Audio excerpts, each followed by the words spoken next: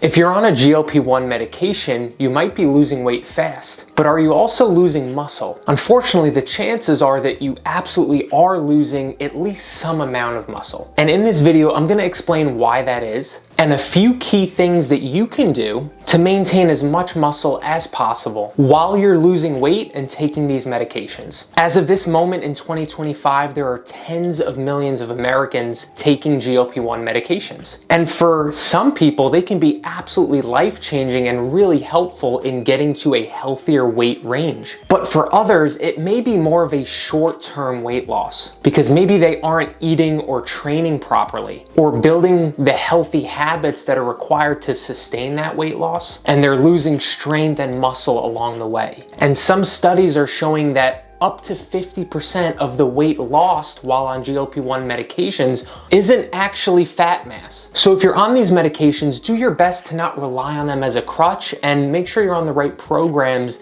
in addition to it. And don't worry, because in this video, I'm going over 3 of my most important and effective tips to give you the best possible chance at maintaining muscle while you're losing fat. So if you find the video helpful, consider subscribing to my channel because I make new videos just like this every week. And a quick disclaimer as we get started, I'm not a doctor. I'm a personal trainer and a fitness coach. And while I actually have clients who are in the medical field and work professionally in hospitals, you should consult your doctor if you have specific questions about these medications. But my expertise is around helping you train and eat in the most effective way possible to build your best body composition, to get in great shape, and to improve your health over time. But let's dive into it. So why are GLP-1 users losing muscle mass? Why is this happening? It's important to understand that GLP-1s don't specifically target your muscle mass and make you lose it. They work by suppressing your appetite, which means that people are eating way less food than they were before. So what's the problem? It's that when you're eating very low amounts of food and eating less protein and possibly not strength training or not strength training properly, that's the recipe for losing muscle mass. And by the way, this is true for people who are not on GLP-1 medications. People will often be in a fat loss phase and lose muscle mass, especially if they're eating way too aggressively low, they're not eating as much protein as they should, and they're not strength training. So here's the first thing you need to do. Number 1 is you need to be strength training 3 to 5 times per week. And I would say that if you want to give yourself the best possible chance at keeping your muscle mass, following a structured program at least 3 times a week is a non-negotiable. It's got to be part of your weekly routine going forward. The most optimal workout program would probably have you hitting each muscle group twice in the week. But the good news is you don't need to be the most optimal just to see good results. So if you're on a routine that even hits each muscle group once in the week, that's still good too. Unfortunately, we've got a lot of people out there who aren't on a structured program. They don't really have a well-balanced routine. Maybe they're doing 100 push-ups and 100 sit-ups every day, and that's what they consider strength training. When the truth is they're neglecting a dozen muscle groups. They're only training 2 muscle groups. So again, even if you have a 3-day workout routine where you hit each muscle group at least once in the week, you're going to be ahead of most people. Now, if you're training 3 times a week, what a reasonable workout split could be is something like an upper body day, a lower body day, and a full body day. Or if you train 4 times in the week, you could simply alternate an upper body workout and a lower body workout. So you do each of those twice in the week. And if you train 5 times in the week, a good routine could be upper body, lower body, push,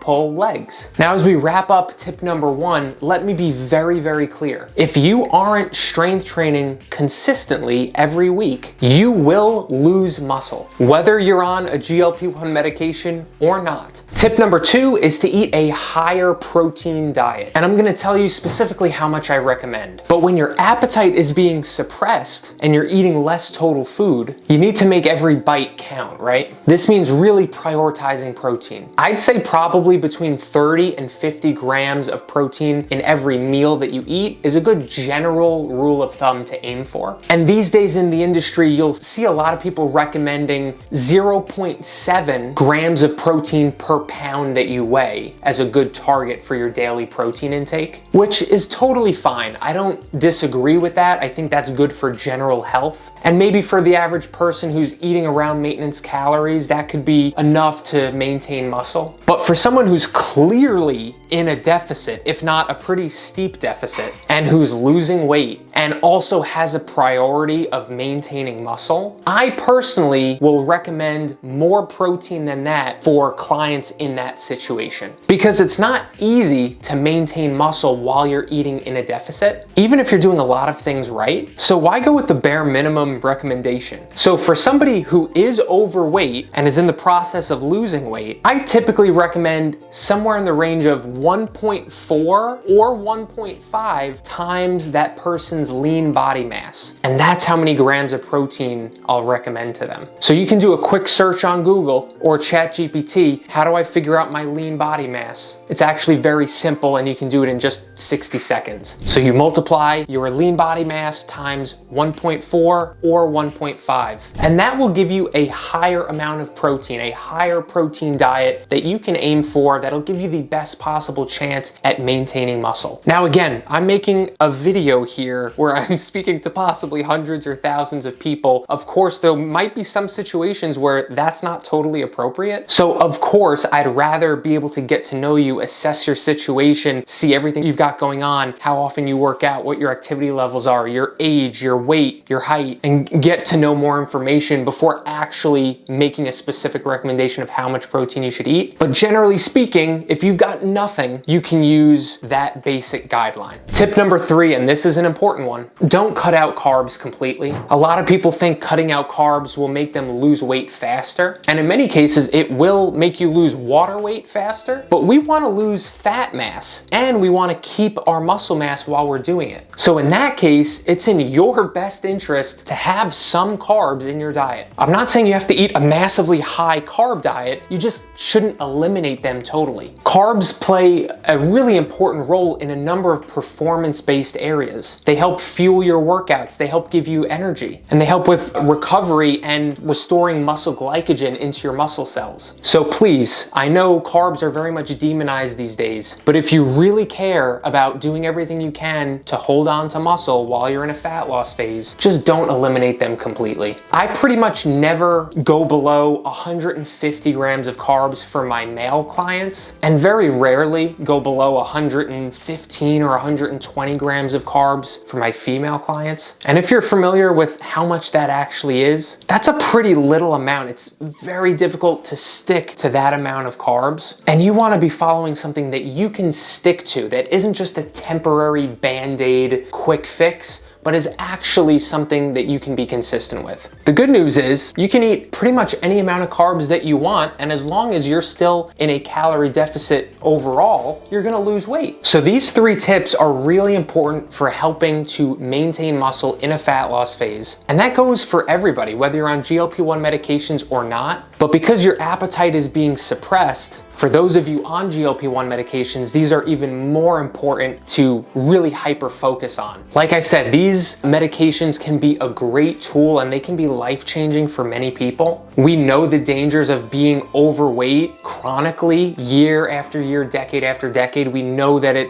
drastically increases the chances of heart disease and many other diseases. So getting to a healthy weight range and being able to manage and maintain that is one of the best, most important things you can do for your health. But maintaining muscle as you get older is also incredibly important for your health, for your durability, for your strength, for your mobility and ability to move around as you get older. And that's my bread and butter as a trainer, is helping clients to optimize their body composition and build habits that serve them for years down the road. So if that's something you're interested in exploring and us working together, feel free to check out my Modern Man program down below. I'll leave the details there. But otherwise, I really hope this video was helpful. And if it was, I think you might find this other video helpful as well, which I'll leave up here in the corner, and I'll catch you over there.